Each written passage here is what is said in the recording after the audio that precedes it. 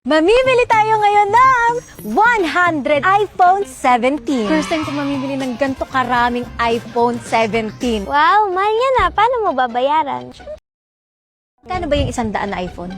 iPhone 17. 4 to 5 million. Para sa inyo, gagawin natin to.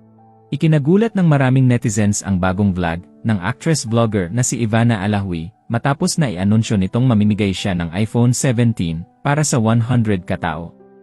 Mamimili tayo ngayon ng 100 iPhone 17. First time ko mamimili ng ganito karaming iPhone 17. Wow, mahal yan ah. Paano mo babayaran? Pinagandaan ko kayo.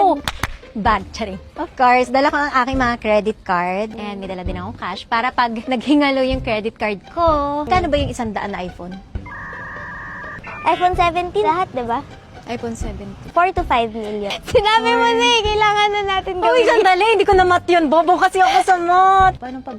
Kaya mo yan para sa kanila. Para sa inyo, gagawin natin to. Share nyo tong video and make sure naka-follow kayo. Comment down kung anong gusto nyo color. Kaya tara, bilhin na natin ang 100 pieces na iPhone 17.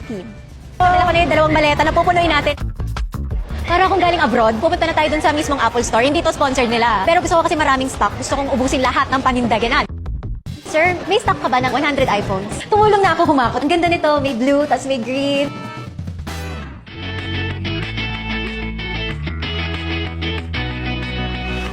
Bali, yung price po natin dito, ma'am, is... Lahat na to. Ah! Sana gumana siya. Ah! Yay! So, pwede na natin siya i-unboxing. Bayad na tayo. Manifest na kayo. Anong color ang bet mo? May mga orange, may green. Ang ganda nito. Let's unbox. So, ito na lang yung mga natitira nilang iPhone. Inubos na natin. Lahat to is brand new ang makukuha niyo. 85,000 pesos yan. iPhone 17 Pro. Tag-isang color para makita niyo. Ay! Ay! Ang ganda! Hindi makapaniwala ang marami na iisipin ng aktres ang ganitong content, bagamat kilala naman talagang galante, at mapagbigay ito sa kanyang mga followers, lalo na sa mga mahihirap. Ngunit ikinagulat nga kasi ng marami ang halaga ng 100 piraso ng iPhone 17 na aabot ng halos 5 milyong piso.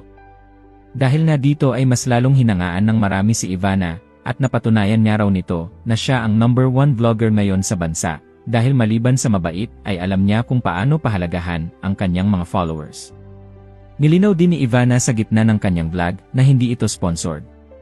Gusto lamang umano niyang makapagpasaya ng mga tao. At alam niyang sa pamamagitan nito, ay marami siyang mapapasaya dahil marami ang naghahangad na magkaroon ng ganitong cellphone.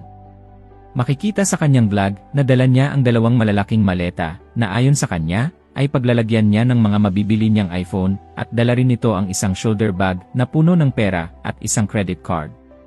Samantala, hindi maikakailang marami ang mag-aabang at umaasang isa sila sa maswerteng mapipiling mabibigyan ni Ivana.